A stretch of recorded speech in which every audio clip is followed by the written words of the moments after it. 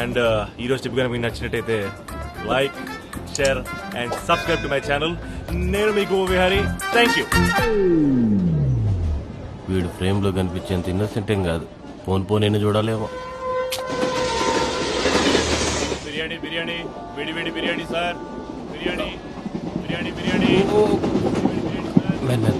Feeling very hungry. ఒక్క బిర్యానీ తీసుకుంటావా? ఇద్దరు షేర్ చేసుకుందాం.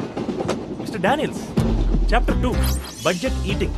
ఇందులో ఆకలేసినప్పుడు తినకూడదు. మరా ఫుడ్ ఎక్కడ చీప్గా దొరుకుతుందో చూసి అక్కడ తినాలి.